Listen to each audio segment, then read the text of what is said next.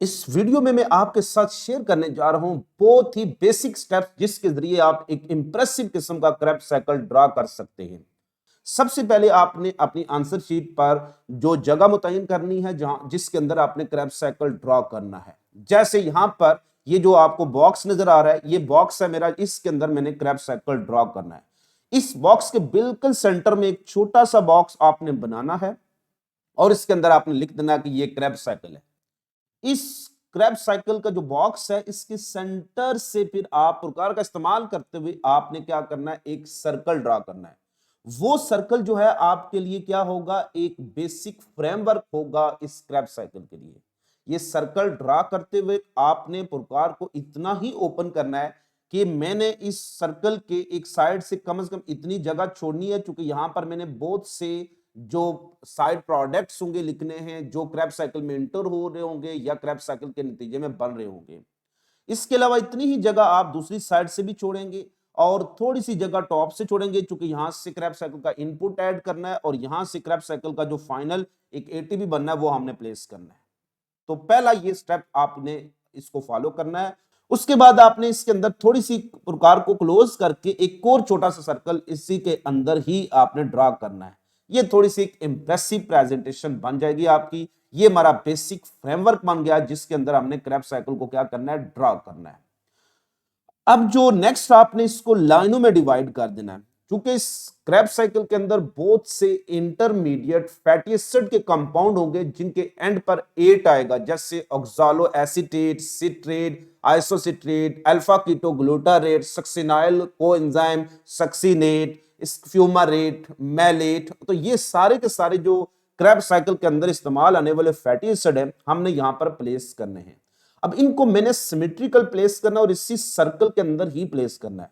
और इसके लिए जरूरी है कि मैं बहुत ही बारीक सी एक रेफरेंस लाइन लगा दूं, ना भी लगाएं तो कम से कम आप यहां पर ये छोटे छोटे पॉइंट बराबर आने चाहिए। यहां पर एक छोटा सा पॉइंट लगा दें और इसी के बराबर यहां पर, क्योंकि यहां पर हमने वो क्रैब साइकिल के जो इंटरमीडिएट कंपाउंड है वो प्लेस करने हैं। पहला पेयर जो बिल्कुल टॉप पर हमने प्लेस करना है ऑक्सैलो एसीटेट और सिट्रेट का।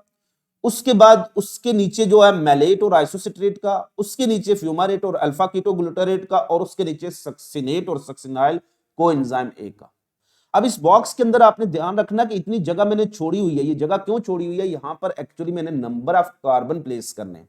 सो इसी तरह से आपने एज इट इज बॉक्स बनाने, फॉलो करना है मुझे। ये बुनियादी स्टेप्स हैं। अब इसमें सिमेट्री आप देख लें, फर्स्ट और जो लास्ट पेयर है इनकी प्लेसमेंट एक जैसी होनी चाहिए। ये देख लें आप, बिल्कुल इनका सिमेट्रिकल है, एंगल बराबर है, कितने साइकिल से बाहर हैं, डिस्टेंस इनकी बिल्कुल एक ही लोकेशन आ रही है। यहां पर भी देख लें, सिट्रेट और लास्ट वाली की क्या एक आ रही है। फिर जो सेंटर में दो हैं, इन ये थोड़े से साइकिल से बाहर होंगे, यानी इससे डिस्टेंस से बाहर होंगे, यानी उसके बिल्कुल सेंटर में आधे अंदर और आधे बाहर, और इन दो को बराबर आपने प्लेस करना है। ये आपका एक बुनियादी फ्रेमवर्क बन जाएगा जो कि जरूरी है क्रैब साइकिल को ड्रॉ करने के लिए। इसके बाद आपने जो स्टेप करना है वो इनको नंबर ऑफ कार्बन असाइन करने हैं। बहुत ही आसान है। जो सिट्रेट के नाम से ही उनको उनके नंबर ऑफ कार्बन कितने, 6। तो सिट्रेट को हम देंगे 6 कार्बन। आइसोसिट्रेट के साथ भी वर्ड क्या आ रहा है, सिट्रेट, तो उसको भी कार्बन कितने दे देने, 6। 6 के बाद जो है अल्फा कीटो ग्लूटारेट, उसको कितने कार्बन दे देने, 5 कार्बन। उसके बाद सबके पास नंबर ऑफ कार्बन कितने होंगे, 4 कार्बन होंगे। It's mean Krebs cycle is dominated by 4 carbon compound. Krebs cycle में ज्यादातर कौन से फैटी एसिड है, 4 कार्बन फैटी एसिड है। 6 कार्बन जो फैटी एसिड है वो कितने, 2 हैं, और 5 कार्बन फैटी एसिड कौन सा है, वो अल्फा कीटो ग्लूटारेट है। नेक्स्ट स्टेप, अब आपने देखना है कि कार्बन कहां से चेंज हो रहे हैं, नंबर ऑफ कार्बन। देखिए ऑक्सैलो एसीटेट के बाद क्या आ रहा है, सिट्रेट। ऑक्सैलो एसीटेट क्या था, 4 कार्बन, और सिट्रेट कितना था, 6 कार्बन। ये फर्स्ट स्टेप है क्रैब्स साइकिल का कि ऑक्सैलो एसीटेट किस में कन्वर्ट हो रहा है, सिट्रेट। हर साइकिल एक ऐसे रॉ मटेरियल से स्टार्ट हो रहा होता है, वो इंटरमीडिएट ही होता है, जो कि साइकिल को स्टार्ट करवाता है और रीजनरेट होता रहता है। ये साइकिल मूव करता रहता है, चलता रहता है again and again. That is called precursor of that cycle. So Krebs cycle का जो प्रीकर्सर है वो क्या है, ऑक्सैलो एसीटेट, ए 4 कार्बन कंपाउंड है। तो what is precursor of Krebs cycle, oxalo acetate. ये मेन रिएक्टेंट नहीं है, वो मेन रिएक्टेंट हम बाद में पढ़ेंगे, जो डिटेल डिस्क्रिप्शन क्रैब साइकिल की जहां पर मैंने डिस्कस की है। अब इसमें आप देखेंगे 4 कार्बन 6 कार्बन में कन्वर्ट हो गया, जरूर इसमें 2 कार्बन कंपाउंड इंटर हुआ होगा। वो 2 कार्बन कंपाउंड कौन सा था? एसिटाइल कोएंजाइम ए। ये बॉक्स की सूरत में आपने टॉप से प्लेस करना है। इसमें कितने कार्बन है? 2 कार्बन। इसको हम क्या कहते हैं? Active acetate. This is the main reactant of Krebs cycle. What is the main reactant of Krebs cycle? Acetyl coenzyme A या active acetate. So main reactant of Krebs cycle is a dash carbon molecule, 2 carbon molecule. ये entry test level का question है। Raw material यानी precursor of Krebs cycle is dash carbon molecule, तो 4 carbon. Main reactant क्या है? Acetyl coenzyme. वो कितने carbon है? 2 कार्बन। सो एसिटाइल कोएंजाइम में ये एरो इनटू द जब साइकिल होती है तो इट्स मीन कि ये साइकिल में इंटर हो रहा है। एसिटाइल कोएंजाइम में enter into the cycle, react with 4 carbon compound oxaloacetate in first stable product 6 carbon product citrate is form. ये पहला स्टेप है जिसको हम कहेंगे फॉर्मेशन ऑफ सिट्रेट। उसके बाद आप देखें कि कार्बन कहां चेंज हो रहे हैं। 6 के बाद 5 की तरफ गए, तो जहां भी कार्बन कम हो रहा है तो वहां पर जरूरी तो होगा कि कार्बन डाइऑक्साइड निकली होगी। कार्बन डाइऑक्साइड के निकलने को कहते हैं डीकार्बोक्सिलेशन। कार्बन डाइऑक्साइड के निकलने को क्या कहेंगे? डी मीन रिमूव हो गया, तो डीकार्बोक्सिलेशन। जरूर यहां से डीकार्बोक्सिलेशन हुई होगी, तो ये आपने यहां से ड्रा कर देनी है डीकार्बोक्सिलेशन। ये एरो बाहर की तरफ निकालनी है। जो साइकिल है यहां से, साइकिल से एरो शुरू करनी है और बाहर की तरफ, और वहां पर कार्बन डाइऑक्साइड लिख देनी है। तो जहां से भी 6 कार्बन किसमें कन्वर्ट हुआ? 5 कार्बन में, तो वहां पर क्या निकली है? एक कार्बन डाइऑक्साइड का मॉलिक्यूल निकल रहा है। फिर देखिए 5 से कन्वर्ट हो रहा है 4 में, तो फिर कार्बन डाइऑक्साइड का मॉलिक्यूल निकला होगा। यानी पूरे क्रेब्स साइकिल में कितनी कार्बन डाइऑक्साइड के मॉलिक्यूल निकल रहे हैं, ये एमसीक्यू एंट्री टेस्ट बेस में आ सकता है। So how many carbon dioxide are removed during the Krebs cycle? तो 2 कार्बन डाइऑक्साइड के मॉलिक्यूल। ये वही कार्बन डाइऑक्साइड है जो हम सांस के थ्रू बाहर निकाल रहे होते हैं। याद रखना कि ये जो कार्बन डाइऑक्साइड निकल रही है इसको कहते हैं डीकार्बोक्सिलेशन। ये हमेशा फॉलो करती है एक प्रोसेस को जिसको हम कहते हैं ऑक्सीडेशन। और ऑक्सीडाइजिंग एजेंट ज्यादातर जो क्रेब्स साइकिल में वो क्या होगा? एनएडी। सो देखेंगे जहां पर भी कार्बन डाइऑक्साइड निकली है एनएडी ऑक्सीडाइजिंग एजेंट होगा और वो बजाते खुद रिड्यूस हो जाएगा NaDH2 में। So this oxidation is followed by decarboxylation. तो ये एक रिडॉक्स प्रोसेस है जिसमें आइसोसिट्रेट की ऑक्सीडेशन हुई और NAD की रिडक्शन हुई और एक NADH का मॉलिक्यूल बन गया। सिमिलर इसको कहते हैं oxidative decarboxylation. Oxidation followed by decarboxylation. फिर जब alpha ketoglutarate succinate active succinate में कन्वर्ट हुआ तो फिर एक कार्बन डाइऑक्साइड निकली थी, तो यहां पर भी क्या पहले हुई होगी? ऑक्सीडेशन। सो NAD NADH2 में। याद रखना जहां पर भी कार्बन डाइऑक्साइड निकलेगी वहां पर ऑक्सीडेशन पहले मस्ट हुई होगी। और ये जरूरी नहीं कि जहां पर ऑक्सीडेशन हुई है वहां पर कार्बन डाइऑक्साइड मस्ट निकले, लेकिन ये जरूरी है कि जहां कार्बन डाइऑक्साइड निकली होगी वहां पर ऑक्सीडेशन मस्ट हुई होगी। इसको कहते हैं oxidative decarboxylation. So how many oxidative decarboxylation take place in Krebs cycle? 2। Clear? How many NADH are form through oxidative decarboxylation? 2 ही बनते एक क्रेब्स साइकिल में। ये पॉइंट आपने याद रखने। अब लगातार 2 ऑक्सीडेशन हो रही है, इन 2 ऑक्सीडेशन के नतीजे में इतनी एनर्जी रिलीज होती है कि वो एनर्जी कुछ देर के लिए हम उसी मॉलिक्यूल के अंदर रखेंगे, दैट इज कॉल्ड सक्सिनेट। यानी अल्फा कीटोग्लूटारेट कन्वर्ट किसमें होगा? सक्सिनेट में। लेकिन चूंकि उसके पास इतनी एनर्जी थी और इस एनर्जी को ये कोएंजाइम जो होती है ये सिर्फ हाई एनर्जी को कुछ देर के लिए उस मॉलिक्यूल के साथ बाइंड करने में हेल्प करती है, तो ये कोएंजाइम उस मॉलिक्यूल में इंटर होती है और वापस उसको रिएक्ट करवा के वापस निकल जाती है। और यही कोएंजाइम इस साइकिल में इंटर होती है और इस इंटर होकर इस सक्सिनेट को उसने क्या बनवाया? Active succinate, that is called succinyl coenzyme A.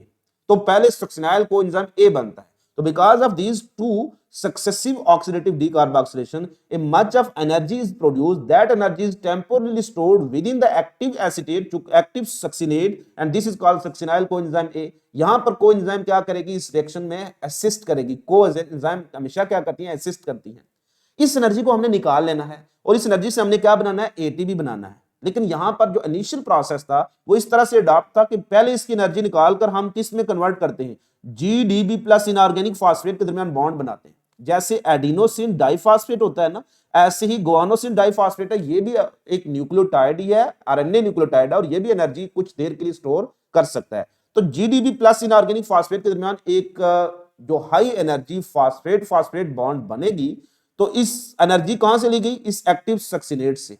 इस एक्टिव सक्सिनेट से जब एनर्जी निकल गई तो ये एक्टिव नहीं रहा, सिर्फ क्या बन गया? सक्सिनेट बन गया। तो अल्फा कीटोग्लूटारेट सक्सिनेट में ही कन्वर्ट हो रहा है, लेकिन उसका इंटरमीडिएट क्या है? एक एक्टिव सक्सिनेट है, that is called succinyl coenzyme A. इसकी एनर्जी किसको मिल गई, जीटीपी प्लस इनऑर्गेनिक फास्फेट को जीटीपी में कन्वर्ट हो गया। क्योंकि ये स्टेबल नहीं है, फौरन टूट जाता है, और जितनी भी इसकी एनर्जी होती है वो सारी हम यूज करते हैं एडीपी और इनऑर्गेनिक फास्फेट के दरमियान एक हाई एनर्जी कोवेलेंट बॉन्ड बनाकर एटीपी का एक मॉलिक्यूल बना लेते हैं, और this is the only single ATP form during the Krebs cycle. So how many ATP molecule are form during Krebs cycle, only one. कुछ बच्चे ये गलती करते हैं, वो कहते हैं सर एनएडीएच से भी तो 3 एटीपी बनते हैं। देखिए वो एनएडीएच से 3 एटीपी बनेंगे, वो नेक्स्ट स्टेप में बनेंगे जो हम पढ़ेंगे, जिसको हम ऑक्सीडेटिव फॉस्फोराइलेशन या रेस्पिरेटरी चेन कहेंगे। यहां पर कभी भी इन एनएडीएच से एटीपी नहीं बनेंगे, यहां पर सिर्फ एटीपी कितना बन रहा है, 1। अब ये कोएंजाइम सिर्फ कुछ देर के लिए क्या हुई थी, इंटर हुई थी, चूंकि उसने एक्टिव एसिटेट की इस रिएक्शन को क्या किया था, उसको फेवर किया था, तो ये वापस निकल आएगी। तो ये हमेशा कोएंजाइम इंटर होती रहेगी, वापस निकलती रहेगी। ये जो एटीपी बनती है इसको कहते हैं फ्री एनर्जी ट्रांसफर, क्योंकि सारी एनर्जी जो एक्टिव एसिटेट के पास थी because of 2 successive oxidation that is transferred to a molecule of ATP via किसके थ्रू, जीटीपी के थ्रू, इसको कहते हैं फ्री एनर्जी ट्रांसफर, क्योंकि इसमें एनर्जी लॉस नहीं होता। So because of 2 successive oxidation, a much of energy is actually produced, and that energy is freely transferred to produce to a molecule of ATP, to produce a molecule of ATP via किसके through, GTP। अब देखिए next, succinate से फ्यूमारेट में जब conversion होती है तो यहां पर ऑक्सीडेशन होती है। मैं एक हिंट याद रखता हूं, जहां पर भी एफ फ्यूमारेट है वहां पर ऑक्सीडाइजिंग एजेंट क्या होगा, FAD होगा।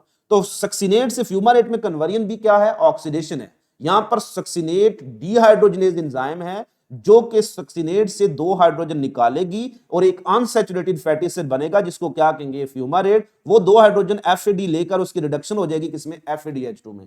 तो जब भी सक्सिनेट कन्वर्ट होगा फ्यूमारेट में तो this is called oxidation of fumarate. इसमें सक्सिनेट में से 2 हाइड्रोजन निकले, वो एंजाइम होगी सक्सिनेट डीहाइड्रोजनेज। इसमें कोएंजाइम या ऑक्सीडाइजिंग एजेंट क्या होगा, FAD होगा। No oxidising agent is FAD। So how many oxidation take place through FAD, तो only 1। अब नेक्स्ट फ्यूमारेट जब वापस कन्वर्ट होगा मैलेट में तो यहां पर पानी का एक मॉलिक्यूल ऐड होता है, इसको कहते हैं हाइड्रेशन ऑफ फ्यूमारेट। देखिए उसमें जो डबल बॉन्ड बनी थी ना, तो उस डबल बॉन्ड की जगह पर वापस एडिशन ऑफ वाटर मॉलिक्यूल होगी और फ्यूमारेट वापस किस में कन्वर्ट होगा, मैलेट में।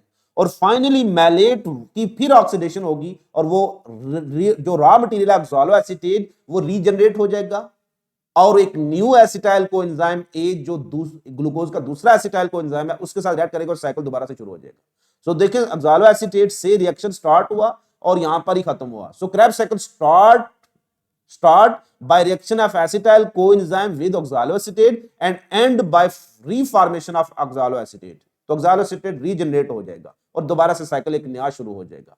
अब जब भी मैलेट से oxaloacetate बनेगा तो फिर क्या होगी, ऑक्सीडेशन, लेकिन ऑक्सीडाइजिंग एजेंट क्या होगा, NAD, जो रिड्यूस हो जाएगा NADH2 में। तो एक ऑक्सीडेशन रिडक्शन रिएक्शन है, मैलेट की ऑक्सीडेशन हुई और NAD की क्या हुई, रिडक्शन हुई। इसके अलावा भी पानी के बहुत से मॉलिक्यूल हैं जो इस साइकिल में इस्तेमाल होते हैं, हम उनको ज्यादा डिटेल में डिस्कस नहीं करते। बट ये जो कन्वर्जन है सिट्रेट से आइसोसिट्रेट में, ये जो आइसोमराइजेशन हो रही है, सिट्रेट आइसोसिट्रेट में कन्वर्ट हो रहा है, इसको कहते हैं आइसोमराइजेशन ऑफ सिट्रेट। इसमें पहले एक पानी का मॉलिक्यूल इंटर होता है और फिर पानी का मॉलिक्यूल वापस निकल जाता है, तो इससे सिट्रेट आइसोसिट्रेट अपने आइसोमर में कन्वर्ट हो जाता है।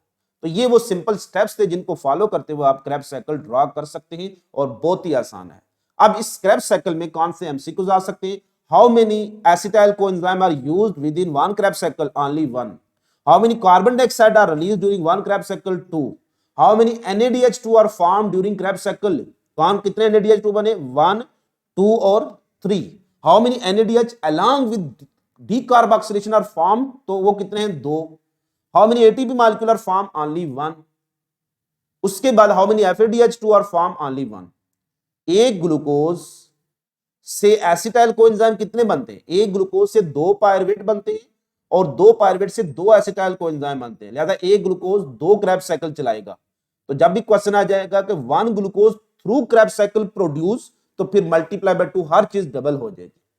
तो ये स्टेप्स आपने फॉलो करने। क्रेब्स साइकिल के कौन कौन से स्टेप्स हैं, पहला स्टेप है फॉर्मेशन ऑफ सिट्रेट, दूसरा स्टेप है आइसोमराइजेशन ऑफ सिट्रेट, तीसरा स्टेप है first oxidative decarboxylation, fourth step है second oxidative decarboxylation, fifth step है फॉर्मेशन ऑफ एटीपी या free energy transfer, sixth step है oxidation of succinate, seventh step है hydration of fumarate और last step है oxidation of malate and regeneration of oxaloacetate. उम्मीद करता हूं आपको ये सिंपल स्टेप्स पसंद आए होंगे।